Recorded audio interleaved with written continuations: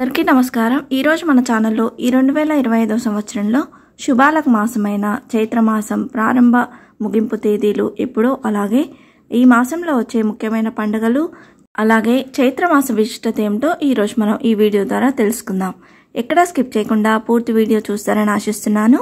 అంతకంటే ముందుగా ఇంతవరకు నా ఛానల్ సబ్స్క్రైబ్ చేసుకున్న వాళ్ళు ఉంటే సబ్స్క్రైబ్ బటన్ని ప్రెస్ చేసి పక్కనే ఉన్న బెల్ ఐకాన్ని ప్రెస్ చేసి ఆల్ అనే ఆప్షన్ ప్రెస్ చేశారంటే నేను పెట్టే ప్రతి వీడియో మీరు నోటిఫికేషన్ ద్వారా ముందుగా చూసేయవచ్చు।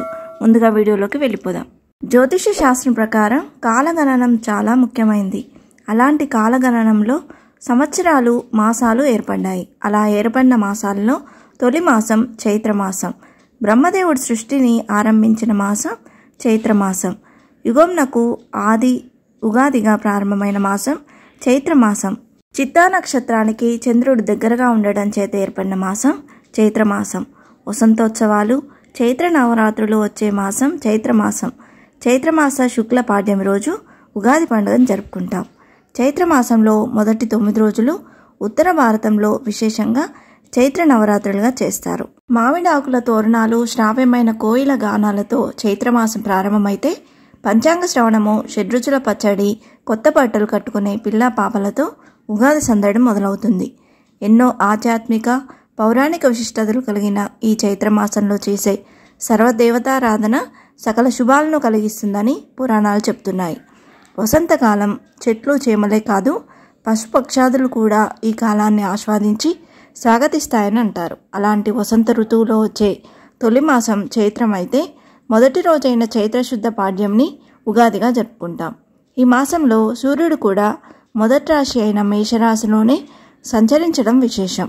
ఈ 2025 సంవత్సరంలో చైత్రమాసం ప్రారంభ ముగింపు తేదీలు ఏమిటో, అలాగే ఈ మాసంలో వచ్చే ముఖ్యమైన పండుగలు ఏమిటో ఇప్పుడు తెలుసుకుందాం। ఈ 2025 సంవత్సరంలో చైత్రమాసం మార్చి 30, 2025 ఆదివారం నుండి ఏప్రిల్ 27, 2025 ఆదివారం వరకు ఈ చైత్రమాసం అనేది ఉందండి। అలాగే తెలుగు వారి మొదటి పండుగ అయినటువంటి ఉగాది, తెలుగు నూతన సంవత్సరం మార్చి 30న వచ్చింది। చైత్ర నవరాత్రులు మార్చి 30న ప్రారంభమై ఏప్రిల్ 6తో ముగుస్తాయి।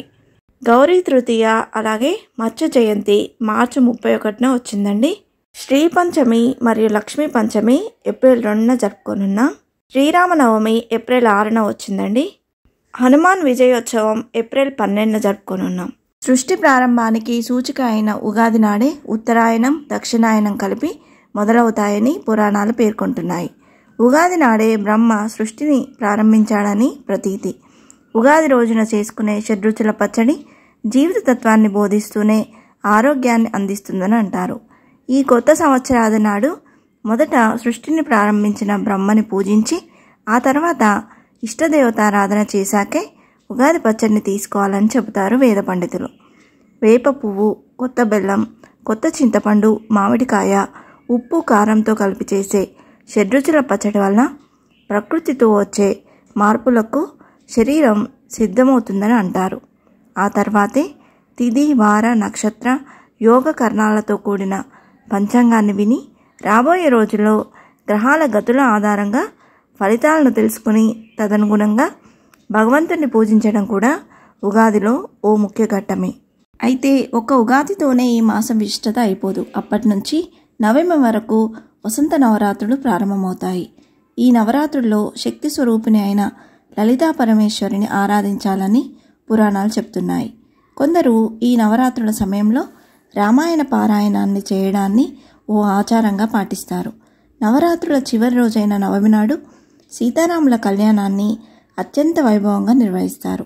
నిజానికి నవమి నాడు రాముడి జననమైన రామాయణంలోని ఎన్నో ముఖ్య ఘట్టాలు ఈ 9 రోజుల్లో జరిగాయని పురాణాలు తెలియజేస్తున్నాయి। ఈ మాసంలో శుక్లపక్షంలో వచ్చే మొదటి 15 రోజులకు ఎంతో విశేషం ఉందని చెప్తారు। విష్ణు మాసంగా పిలిచే ఈ చైత్రంలో విష్ణుమూర్తిని ఆరాధిస్తే సకల శుభాలు కలుగుతాయి। చైత్రశుద్ధ విధియ నాడు కొన్ని ప్రాంతాల్లో బాలచంద్రుణ్ణి బాలేందు వ్రతం పేరుతో పూజిస్తారు। చంద్రుడు జ్ఞానప్రదాత కాబట్టి నూలుపోగును అర్పిస్తే జ్ఞానాన్ని ప్రసాదిస్తాడనేది భక్తుల నమ్మకం। చైత్రశుద్ధ తదియ నాడు సౌభాగ్య గౌరీ వ్రతాన్ని చేస్తారు। ఈ రోజున పార్వతీ పరమేశ్వరులను పూజిస్తే మంచిది। కొన్ని ఆలయాల్లో చవితితో కూడిన తదియ నాడు పార్వతీ పరమేశ్వరులకు డోలోత్సవం పేరుతో ఉత్సవాన్ని నిర్వహిస్తారు. పార్వతీదేవి శివుణ్ణి భర్తగా పొందడం కోసం తపస్సు చేసినప్పుడు చైత్రశుద్ధ తదియ నాడే ఈ తపస్సు ఫలించిందని, సీతాదేవి కూడా ఈ వ్రతాన్ని ఆచరించిందని చెబుతారు. వివాహితులు ఈ వ్రతాన్ని చేయటం వల్ల సౌభాగ్యంతో పాటు సకల భోగభాగ్యాలు సొంతమవుతాయి. అదేవిధంగా మహావిష్ణువు మత్స్యావతారమెత్తి వేదాలను రక్షించిన రోజు కూడా ఇదే కాబట్టి ఈ రోజును మత్స్య జయంతిగాను జరుపుకుంటారు. వేద పఠనం చేయాలనుకునే వారికి, ఉపనయనాలు నిర్వహించాలనుకునే వారికి ఈ మాసాన్ని మించింది లేదు. మరి ప్రతి మాసంలో వచ్చే పౌర్ణమికి చైత్ర పౌర్ణమికి తేడా ఉంది. ఆ రోజున ఉపవాసం ఉండి చంద్రుని వ్రతం చేయడంతో పాటు విష్ణుమూర్తిని, లక్ష్మీదేవిని ఆరాధిస్తే కోరిన కోరికలు నెరవేరుతాయి. కొన్ని ప్రాంతాల్లో చైత్ర పౌర్ణమి నాడు సత్యనారాయణ స్వామి వ్రతాన్ని చేసుకుంటారు భక్తులు. హనుమంతుడి జయంతి కూడా ఈరోజే కాబట్టి చైత్ర పౌర్ణమిని బజరంగబలి పౌర్ణమి అని కూడా పిలుస్తారు.